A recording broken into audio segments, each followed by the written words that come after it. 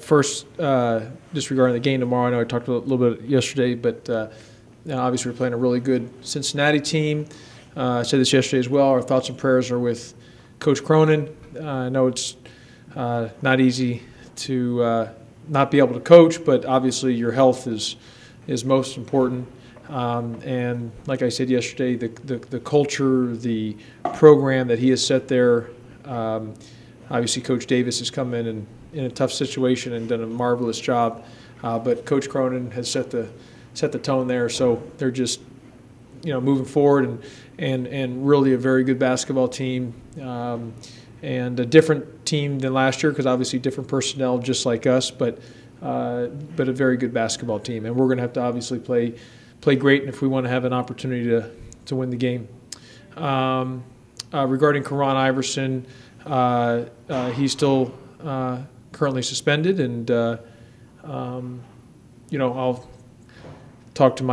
continue to talk to my bosses, and my focus right now is strictly on Cincinnati and Central Florida.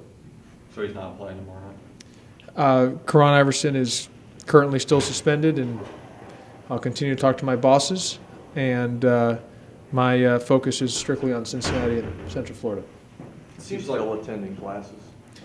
Kuran Iverson is currently suspended. I will continue to talk to my bosses. My focus is strictly on Cincinnati and Central Florida. When you look at what happened with Coach Cronin, does that put things in perspective at all? There's, as much as I take things, I'm invested with my health or with the team, but understanding with my own health and everyone else's health, I always, in each loss or a tough game, I take it really personally, but I also have a great appreciation of understanding of life, and I try to keep things the best I can internally, just, having gratefulness of just little things. So even when that happened to Coach Cronin, you don't take things for granted like that, and just, having your health cannot put a premium on that. So sometimes when you're just going, and you get life on a sort of seems like on a treadmill, you got to step back and make sure you take a deep breath and smell the roses. Looking at their numbers, obviously they're pretty high up defensively in a couple of different categories, but their offense are pretry far down the mark. What do you see from that? Yeah, Grant, they're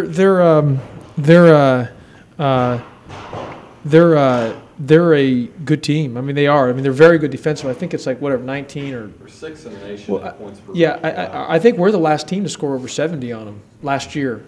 We had 84. Now I think they scored 96. But I think we were the last team. I think that's like 20 some odd straight games or 19 straight games they've had. We were the last team to do it. Usually you'd say, well, if you get 84, you're going to win the game. Last year the problem is, they had 90 something. So they've got a good team. They've got some good young guys. Their guard play is good. I think their guard play is underrated, and but they're very, very good defensively. And we're going to have to score. I mean, we're going to have to make some shots, and we're going to have to score the ball. Obviously that's going to be an important part. But we're going to, rebounding. We got to do a great job on the glass defensively, and we got to take care of the ball as well too, because they will press. They will throw some different presses, so we're going to have to take care of the ball. I asked you yesterday about their physicality, right? I mean, they were pretty physical with you guys in both games. Is there anything you do differently in terms of the way you practice, in terms of maybe talking to the guys about what to expect from this team that can help you going into the game? Matt, I mean, I don't know. We've got to be physical, but physical with intelligent energy. I mean, physical means you can be physical and be like in a boxing match. If you want to just go swinging left and right without any strategy, I mean, you're eventually going to get knocked out. But so you got to be physical, but with intelligent energy, and meaning that you've got to be the aggressor, but you got to play the right way. That doesn't mean playing out of control. That means playing aggressive, but still making the right play. Playing aggressive and taking care of the ball, playing aggressive and hitting the open shot, those type of things, and then defensively we've been, other than a game or two here, we've been pretty good defensively. So we're going to have to make sure we do a great job defensively. The key for us is not to have, we don't want a bunch of turnovers, which results into live ball turnovers where they can get transition baskets. So we got to take care of the ball, do a good job of taking care of the basketball. What can you do, if anything, to get more out of Shaq? Well, I thought Shaq started the game when he got in versus Houston was good, and then the second half, I thought he had a good second half versus Houston. So I thought the second half versus Houston, he needs to play like that both halves. And our standard is that he will play like that, and we need him to be big-time guy Thursday, Saturday, the following Wednesday, the following Saturday, and so on. We need him to be a big-time guy. We need him to be a first-team all preseason league guy, what people thought of him. We need him to do that, and we're counting on him to do that. So, and he knows that, and I think he'll respond to the challenge. How much could you use a full or a nearly full FedEx Forum on Thursday night? How much of that? Well, I mean, we could always use a full FedEx Forum, and that's very important to us. But as I've said before, we've got to continue to, we are getting better, and we've improved from where we are. And especially as I've told everyone, this was a transitional year. There was going to be highs and lows and peaks and valleys, and I'm hoping that a lot of the lows are done with, but you just never know. But I also know it's our responsibility that, the way we started the year, I'm sure the Tiger Nation wasn't happy. I wasn't happy, so we needed to get back winning to bring the fans back. And I think we'll have a great crowd tomorrow night. Cincinnati Memphis is a good rival game for many years, long before I was probably even born. And then on top of that, the second thing is it's right now the way the league race is. It's up for grabs. I mean, and Tulsa's got obviously the bull by the horns right now with being undefeated, but everyone else is kind of jumbled in. And tomorrow and the rest of the league games, Saturday and beyond, I mean, they're all critical games. And so I think it's going to be an open, fun, little bit of a wild league race. But I do really think the crowd. I expect us to have a great crowd tomorrow night. Josh, I know the students have been gone, but they'll be back. How much would it help to have more participation from students? Does the university need to do anything to reach out to the students specifically?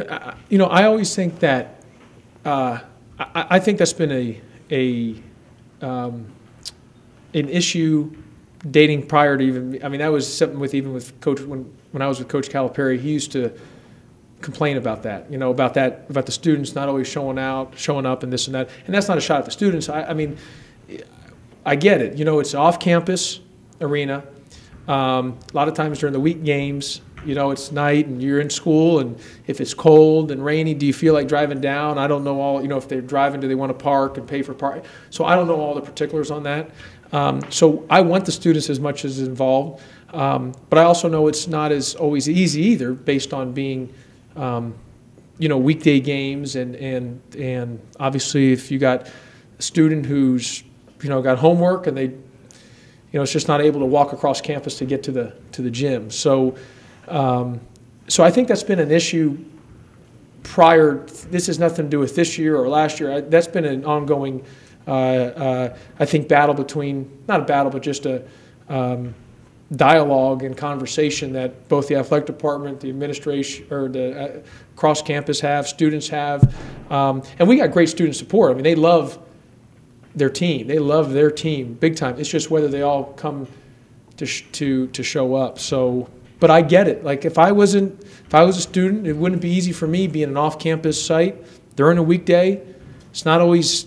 Sometimes, and with the games being on television, you have a choice now these days. Sometimes you just want to hang and watch it on TV. So I understand that.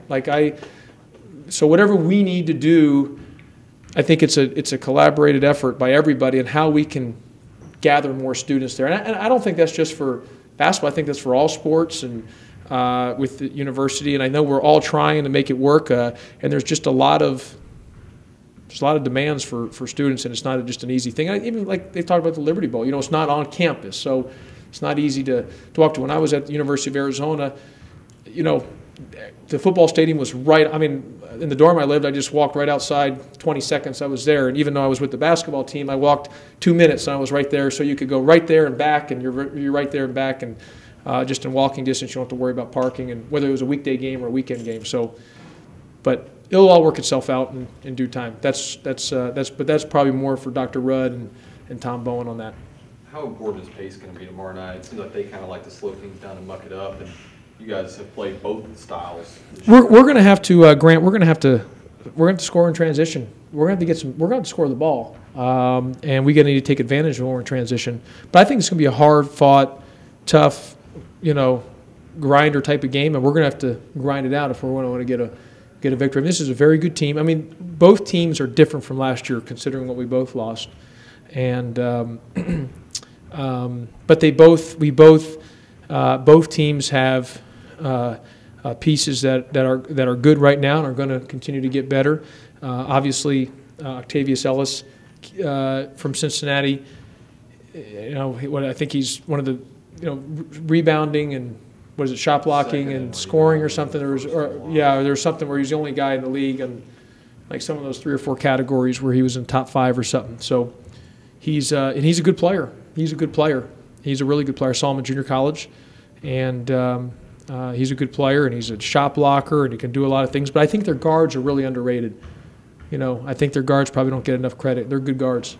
I think some teams have zoned them up this year and just kind of said, if you make shots and beat us, fine. If not, and that's worked. Is that?